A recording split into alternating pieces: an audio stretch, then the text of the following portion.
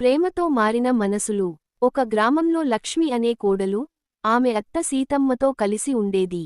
సీతమ్మ చాలా కఠిన స్వభావం కలది. చిన్న చిన్న విషయాలకే కోడలిని మందలించేది. ఒక రోజు ఉదయం, సీతమ్మ, లక్ష్మీ, ఈ పప్పు ఎందుకు ఇలా ఉడికించావు?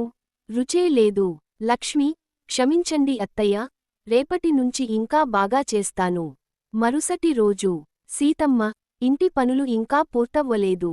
నువ్వు ఏం చేస్తున్నావు? లక్ష్మి, ఇప్పుడే పూర్తి చేస్తాను అత్తయ్యా. మీకు సహాయం కావాలంటే చెప్పండి. లక్ష్మి ఎప్పుడూ కోపం చూపకుండా గౌరవంగా మాట్లాడేది. ఆమె సహనం చూసి ఇంట్లో అందరూ ఆశ్చర్యపోయేవారు. ఒకరోజు సీతమ్మ అనారోగ్యానికి గురైంది. సీతమ్మ, బలహీనంగా, లక్ష్మీ, నాకు చాలా నీరసంగా ఉంది.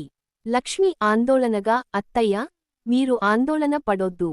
నేను మందులు తీసుకొస్తాను. మీరు విశ్రాంతి తీసుకోండి.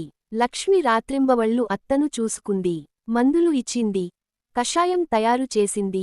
ప్రేమగా మాట్లాడింది. కొన్ని రోజులకు సీతమ్మ కోలుకుంది.